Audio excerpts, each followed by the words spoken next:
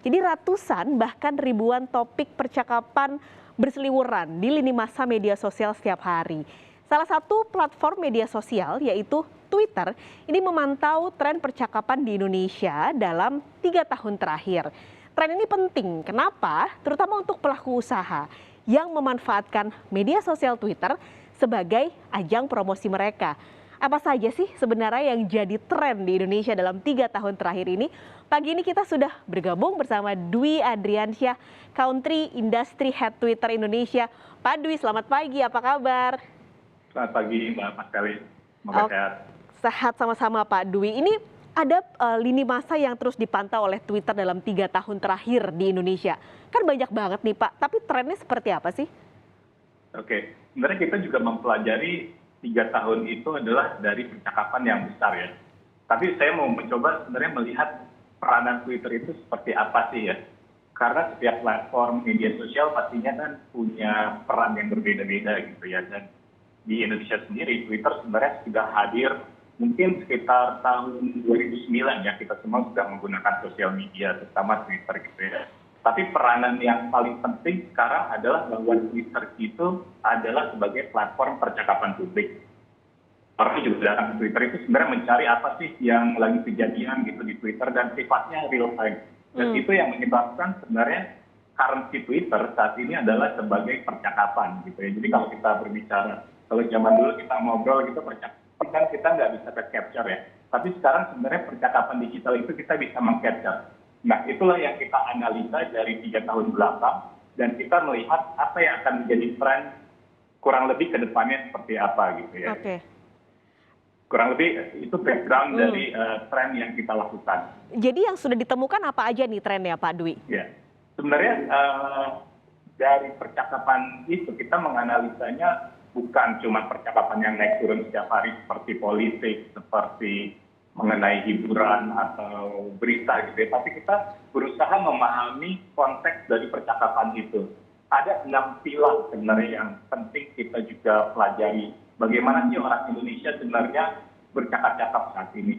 Memang kita memahami bahwa faktor terbesar yang mendorong perubahan percakapan atau tren itu, kita tidak bisa pungkiri sebenarnya dari COVID-19 gitu ya.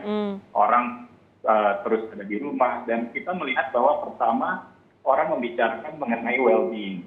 Well-being ini sebenarnya maksudnya orang jadi lebih sadar mengenai kesejahteraan gitu ya. Ini pasti terjadi karena tekanan pandemi dan orang jadi mencari cara bagaimana sih bisa hidup lebih nyaman atau bisa positif. Dan satu hal yang kita lihat stand out adalah bagaimana orang membicarakan mengenai mental health. Itu jadi topik yang dibicarakan atau bahkan kita melihat juga orang memberikan tips seputar mental health dan bahkan gimana sih caranya untuk bisa menyayangi diri sendiri gitu ya. Dan yang kedua adalah kalau saya bilang banyak orang yang memulai jadi membuat konten gitu ya. Kultur creator gitu. Kita melihat bahwa dengan kondisi mungkin Mbak kali juga di rumah aja, kadang kita cuma dengan membuat konten pakai HP itu rasanya tuh kayak seru gitu. Kita membuat konten lagi memasak, lagi ngerawat tanaman gitu. Jadi semua orang berusaha membuat konten sekarang dan bahkan ada yang jadi rutin lebih membuat konten. Nah yang ketiga adalah kalau kita sebut itu everyday wonder. Ini sebenarnya karena keseharian kita yang mungkin sedikit tidak menentu, ini membuat kita tuh butuh pelarian.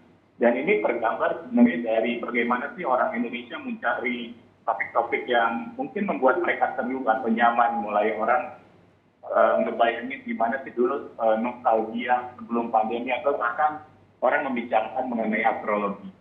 Yang berikutnya adalah topik seputar One Planet. Ini mungkin kita tanpa disadari sudah semakin concern terhadap lingkungan hidup. Ini mungkin kalau misalnya Mbak Maskali perhatikan di lini masa, bahkan setiap terjadi misalnya bencana alam atau orang membicarakan mengenai polusi, itu banyak sekali yang dibicarakan dan bahkan tren melihat orang itu remote living. Jadi bukan cuma orang kerja di kita sebagai orang yang di kota gitu ya.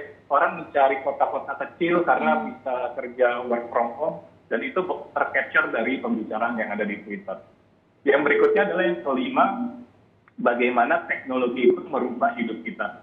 Mungkin kalau dulu itu kita harus reunian, ketemuan gitu ya, tapi tanpa disadari kita sekarang itu bahkan reunian menggunakan virtual atau bahkan buka bersama menggunakan virtual, ketemu teman bersama virtual. Dan yang kita lihat sangat stand out juga adalah bagaimana e-commerce itu men-take over timeline lini masa yang ada di Twitter, mulai dari promo-promo yang mereka berikan dan lain sebagainya.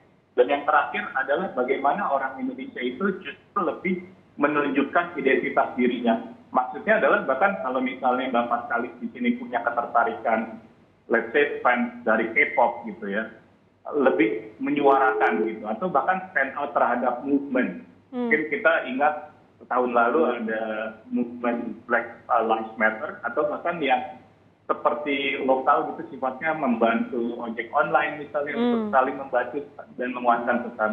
Kurang lebih 6 tren itu tercapture dari pembicaraan selama 3 tahun ke belakang, dan bahkan ini akan menjadi satu hal yang akan berkesinambungan. Oke, berkesinambungan berarti akan ada tren yang sama dalam beberapa tahun ke depan. Nanti kita akan tunjukkan juga kepada pemirsa Kompas TV datanya atau grafiknya pertumbuhan dari 6 tren tadi. Ada lingkungan hidup, ada teknologi, lalu juga ada mental health. Tapi Pak Dwi, bagaimana tren tersebut yang menurut proyeksi Twitter juga akan ada di tahun-tahun mendatang bisa dimanfaatkan oleh brand, oleh pelaku usaha atau bahkan UMKM untuk bisa menjadikan Twitter ini sebagai platform promosi untuk brand mereka? Ya. Mungkin kita juga lihat ya bagaimana orang di tengah ketidakpastian ini berusaha mencari cara lah intinya. Dan itu tercapture juga di Twitter bagaimana orang Indonesia berusaha berjualan gitu ya. Mereka menjadi entrepreneur pertama kali gitu di tengah pandemi ini, entah jualan makanan ayam bakar misalnya, jualan baju, dan mereka menggunakan platform online terutama e-commerce. Dan bagaimana sebenarnya yang paling penting ada 3 hal yang ingin saya sampaikan di sini. Yang pertama adalah bagaimana kita harus bisa mendefinisikan setiap platform.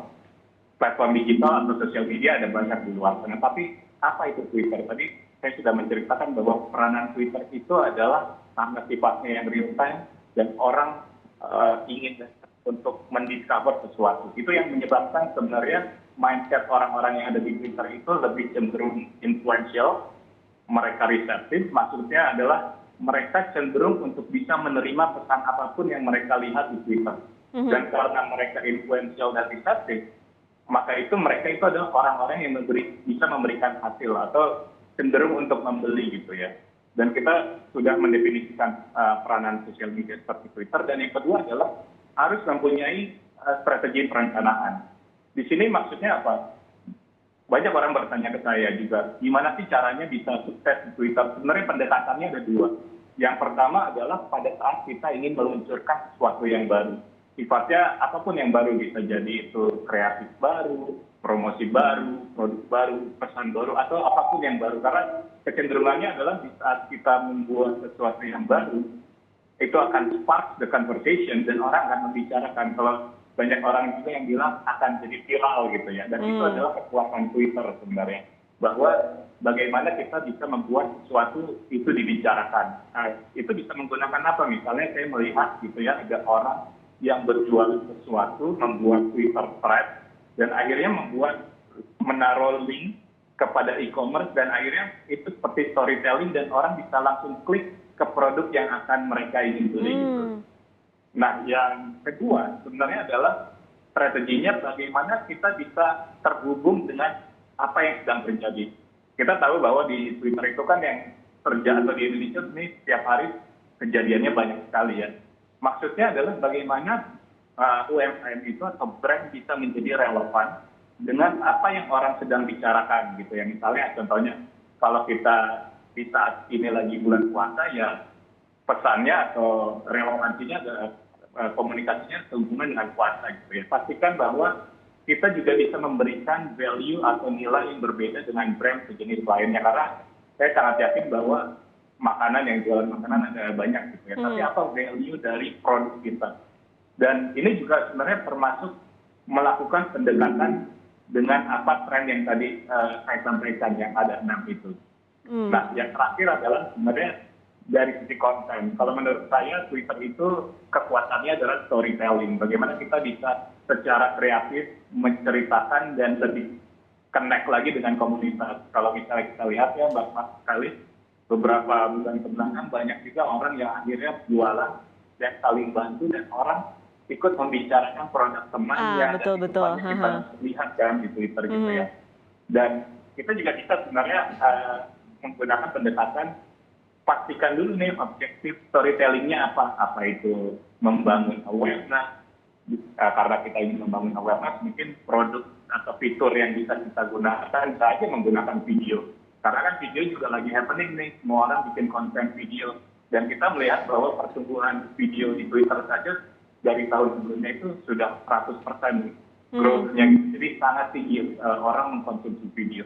Atau bahkan kalau ingin langsung masuk ke dalam e-commerce, bisa menggunakan format yang bisa clickable gitu ya, bisa langsung masuk ke e-commerce site. Tapi kita juga harus memikirkan sebenarnya konten itu akan seperti apa, mulai menggunakan thread tadi, atau kalau yang menarik kita juga bisa menggunakan yang namanya Twitter Spaces, kita bisa bercerita dengan audio gitu, dan itu bahkan bisa panjang. Nah, kurang lebih 3 pendekatan itu kita selalu mengencourage semua orang untuk bisa menggunakan Twitter secara maksimal. Jadi inovatif tadi juga dan tetap ada dekat dengan pembacanya yang tetap happening lagi isu apa yang bisa dimanfaatkan.